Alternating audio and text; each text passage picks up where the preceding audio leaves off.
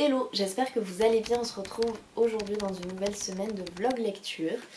On commence la semaine mardi soir, tout va bien, et je vais vous parler de la lecture que j'ai enfin terminée, La salle de bal de Anna Hope aux éditions Folio. C'est une lecture que j'ai vraiment adorée. Je pense que nous sommes à ça du coup de cœur, vraiment. J'ai adoré cette lecture. Alors, pour vous faire un très court résumé, ça va se passer dans l'asile de Charleston en Angleterre en 1911. On va suivre trois personnages. Il va y avoir Charles Fuller, qui est un docteur. Il va y avoir Ella, qui est une jeune internée d'une vingtaine d'années. Et il va y avoir John, un Irlandais qui est un petit peu plus âgé et qui est là depuis un petit peu plus longtemps dans l'asile. Les hommes et les femmes ne vivent pas ensemble, ils ont des ailes différentes dans cet asile-là, mais ils se retrouvent tous les vendredis soirs, en tout cas ceux qui ont eu une bonne conduite durant la semaine, pour participer au bal dans cette fameuse salle de bal. Voilà, le temps d'une soirée, de danser, d'écouter de la musique, de se préparer également. C'est un bal durant lequel Charles Fuller, donc le médecin, va jouer du violon. C'est un passionné de musique et pour lui, il pense que la musique peut guérir les maux de ses patients. Mais nous sommes donc en 1911 et il y a la montée de l'eugénisme. Donc qu'est-ce que l'eugénisme? C'est une théorie, je dirais, qui est cousine, très proche, peut-être sœur jumelle, non, cousine, de la théorie de Darwin. C'est-à-dire qu'en fait, les eugénistes veulent améliorer la race humaine, tout simplement. Ils veulent qu'elle soit d'exception et ça passe par le contrôle des naissances. C'est-à-dire qu'il y a un projet de loi à cette époque-là pour le contrôle des faibles d'esprit. Et ils veulent les stériliser. Ils veulent leur interdire tout simplement d'avoir des enfants parce qu'ils les accusent d'être à l'origine du déclin de la société et de vivre en fait au crochet de la société. Donc on parle surtout de vasectomie à l'époque. En tout cas dans le livre il n'est pas vraiment question de stériliser les femmes mais beaucoup plus les hommes. C'est une pratique qui s'est déjà faite dans plusieurs hôpitaux. Et donc à cette époque-là, c'est aussi Churchill qui n'est pas à la tête de ce projet, mais on va dire qu'il participe à ce projet étant donné qu'il est ministre de l'Intérieur, il me semble. Oui, c'est ça. Donc voilà, ça va être un thème quand même principal, super important dans ce livre. Outre bien sûr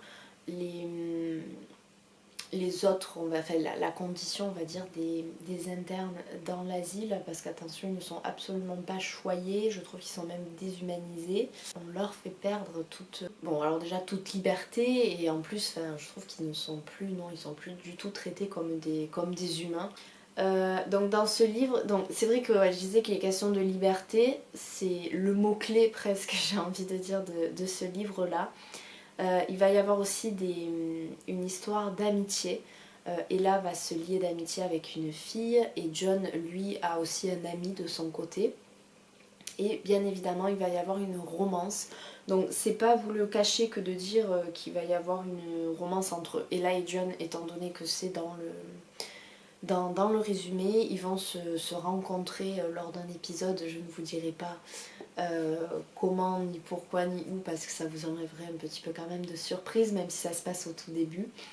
Et à partir de là, ils vont commencer à se voir de plus en plus, notamment lors des bals, et leur relation va évoluer. En tout cas, leur relation évolue, mais on va dire que les personnages évoluent, et même celui de Charles Fuller, au bout d'un moment, les personnages vont arriver à un point de rupture en fait et leur destin, leur destinée, leur avenir vont prendre un tout autre tournant. Il y a notamment un des personnages qui prend un virage à 180.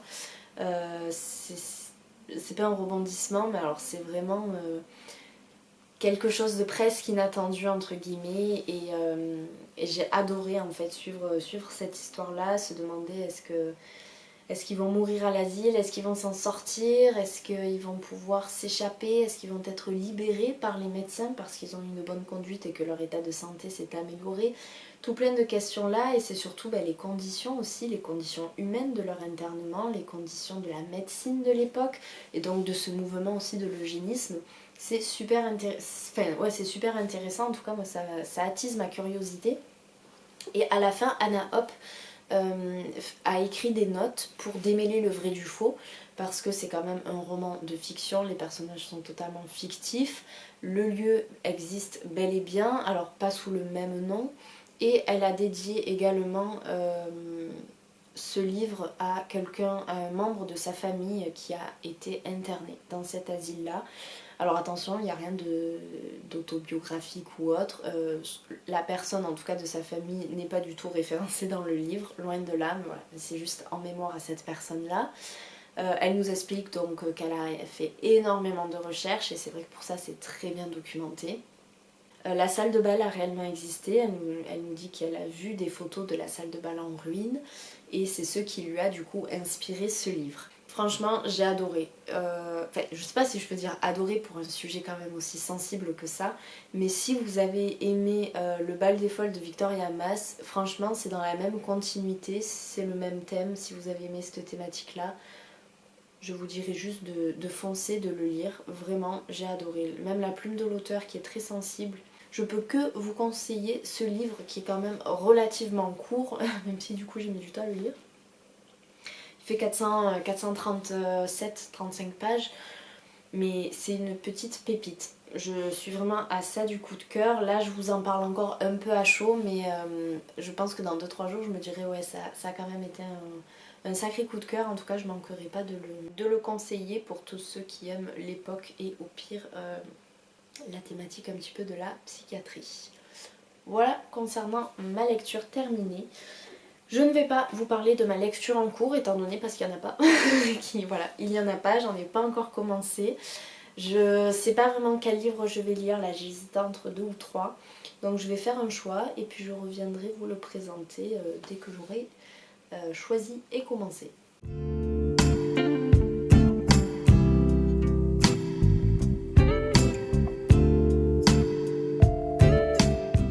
Hello, nous sommes jeudi soir et je vous prends, juste en sortant de la douche, mes cheveux sont encore un petit peu mouillés, pour vous parler de ma lecture en cours qui est donc Michel Bussy, Maman a tort. Ça faisait longtemps que j'avais pas lu de polar, de thriller même, et ça me manquait un petit peu. Donc j'ai voulu couper mes lectures et commencer ce polar-là. Donc c'est aux éditions Pocket. C'est un livre qui fait 543 pages il me semble, et je suis à la page 256, je l'ai commencé hier. Donc autant vous dire que franchement il se lit vraiment, vraiment vite, vraiment bien. Je suis quasiment à la moitié, je crois que je suis à 10 ou 20 pages de la moitié. Et pour le moment j'apprécie ma lecture. Alors c'est pas la première fois que je lis Michel Bussy, c'est que la deuxième, ça va, c'est pas non plus la folie. Le premier que j'avais lu c'était Nymphéa Noir, j'avais adoré, ça avait été un très gros coup de cœur, mais je crois que c'est le cas pour beaucoup de personnes. Il me semble que c'est son best-seller entre guillemets. Et quand j'avais posté mon avis sur Instagram, il y en avait plusieurs qui m'avaient dit si t'as aimé Nymphéa Noir, lis Maman a tort parce que tu vas voir, il est tout aussi bien. Donc je l'avais acheté il y a déjà quelques mois, hein. Ça il est dans ma poche depuis un petit moment. Et c'est très drôle parce qu'en fait suite à ma lecture de Nymphéa Noir, j'avais acheté celui-ci, j'avais acheté Gravé dans le sable et Un avion sans ailes, sans même savoir en fait si j'allais quand même aimer Michel Bussy. Certes, peut-être que j'ai aimé son best-seller, mais peut-être que je n'aimerais pas vraiment les autres. Bref, en tout cas j'ai commencé celui-ci. On va suivre je vais vous lire carrément le résumé parce que je trouve qu'il est très concis et qui n'en dit pas trop, et j'ai peur d'en dire un petit peu trop. Alors, rien n'est plus éphémère que la mémoire d'un enfant. Quand Malone, du haut de ses 3 ans et demi, affirme que sa maman n'est pas sa vraie maman, même si cela semble impossible, Vasile, psychologue scolaire, le croit. Il est le seul, il doit agir vite, découvrir la vérité cachée, trouver de l'aide. Celle de la commandante Marianne Ogresse par exemple. Car déjà les souvenirs de Mylone s'effacent. Ils ne tiennent plus qu'à un fil. Le compte à rebours a commencé. Qui est vraiment Mylone ? Donc voilà, je trouve c'est... Enfin là pour le coup ça résume vraiment bien l'histoire, ça n'en dit pas trop. Juste peut-être vous préciser que Marianne Ogresse, donc la commandante, ça se passe au Havre il me semble, la commandante est sur une autre affaire en fait en parallèle. Elle le traque en fait un braqueur. Il y a 9 mois il y a eu un casse de 2 millions d'euros dans des boutiques de luxe type Hermès et compagnie. Et donc organisé par plusieurs personnes, tout le monde ne s'en est pas sorti, sauf Timo Solaire, qui a bien été identifié. Et il s'en est tiré, donc là il est caché, il vit totalement reclus et ça fait 9 mois en fait que Marianne et son équipe essaient de l'arrêter. Donc elle est très très préoccupée par cette affaire là et c'est vrai qu'au début elle ne donne pas beaucoup de crédit en fait à l'histoire de Vasile. Et c'est que, on va dire petit à petit, qu'elle va commencer à un petit peu plus l'écouter ou en tout cas l'aider. Elle a un caractère que j'apprécie énormément. C'est une femme qui s'approche de la quarantaine, qui se sent mal dans sa peau, qui se sent un petit peu dépassée, qui vient de se séparer également mais qui rêve d'être maman. Même si elle est de plus en plus pessimiste à ce niveau-là parce que l'horloge biologique tourne, elle ne trouve pas d'homme et de père en fait pour son futur enfant. Donc ça la déprime un peu et en fait dès le début, vraiment dès la première rencontre avec Vasile, donc les premières pages, elle va avoir un petit crush sur lui. Et en fait c'est plus pour ça qu'elle va écouter son histoire que pour autre chose. Sachant que dès les premières pages, on ne comprend absolument rien aux 3 premières pages parce que ça commence un petit peu par la fin, par le moment où Marianne va avoir un déclic et va remettre toutes les pièces du puzzle en fait dans l'ordre. Et en fait nous lecteurs on est en mode je ne comprends absolument rien et on remonte à 4 jours il me semble avant ce moment-là, avant le dénouement. Je suis intimement convaincue que les 2 histoires sont liées, que les 2 affaires sont liées. Celle de Malone, donc ce petit qui affirme que ses parents ne sont pas ses parents, et l'affaire du braquage, je sais pas pourquoi, je pense que c'est lié, sinon je vois pas pourquoi on nous en parlerait. À voir si je me trompe ou pas, mais en tout cas si c'est lié, je vois pas comment. Franchement, j'ai zéro idée de comment ça peut être lié. Mais pour le moment, c'est une bonne lecture, je passe du bon temps. On a beaucoup d'informations, c'est très bien documenté sur la psychologie de l'enfant et notamment au niveau de la mémoire. Donc c'est souvent Vasile en fait qui nous explique tout cela vu que c'est son métier. Et je trouve ça super intéressant en fait de parler de la mémoire de l'enfant, de nos souvenirs, de à partir de quel âge on se souvient de notre premier souvenir, le fait qu'un enfant au début ne sache pas reconnaître la réalité de son imagination entre guillemets, du vrai du faux, le bien, le mal. Je trouve ça très intéressant. Donc voilà, c'est ma lecture du moment. Je vais continuer à l'avancer, j'espère la finir quand même samedi pour me laisser le temps ce week-end de commencer une nouvelle lecture, même si honnêtement ça va être compliqué parce que dimanche déjà j'ai un repas de famille, donc j'aurai pas le temps de lire, en plus il y a pas mal de routes et je dois conduire donc je ne peux pas lire et c'est vrai que je n'écoute pas beaucoup de livres audio, j'ai du mal à me concentrer sur le livre audio. Il faudrait presque que je ne fasse rien à côté et là en conduisant c'est pas très conseillé pour moi, vraiment pas.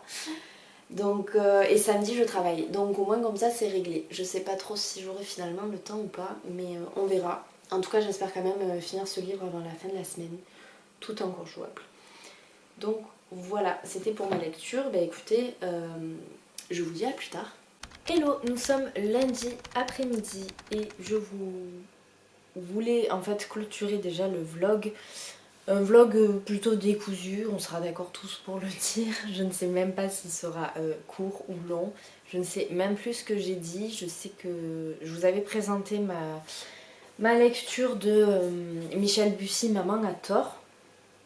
Je ne sais plus trop ce que je vous ai dit d'ailleurs sur cette lecture là. Ça a été une semaine ouais, un peu pas compliquée, mais j'ai pas eu beaucoup de temps en fait, tout simplement pour lire, pour filmer également. J'ai travaillé samedi et j'ai surtout profité en fait de ma famille hier, donc je n'ai pas du tout lu. Je suis rentrée tard et donc forcément une chose entraînant une autre, je vous clôture le vlog aujourd'hui. Et donc concernant ma lecture, et bien écoutez, Voilà, une fois n'est pas coutume, il me reste 100 pages à lire sur ce livre. Donc je compte le finir là cet après-midi, je rentre du travail. Et je vous en parlerai du coup dans une prochaine lecture, enfin dans un prochain vlog. Là ça sert à rien que je commence en fait à vous refaire un résumé ou à vous dire si j'aime ou j'aime pas. Voilà, étant donné que je vous en parlerai du coup la semaine prochaine si je dis pas de bêtises. Donc écoutez, j'espère que ce vlog vous a quand même plu un minimum, même si voilà c'était pas fou, je le conçois. Je pense qu'il sera assez court, c'est pas grave, je me rattraperai sur le prochain. J'espère que vous avez quand même passé un bon moment, que vous avez passé une belle semaine, un bon week-end, que vous avez bien profité. Et sur ce, je vous dis à la semaine prochaine.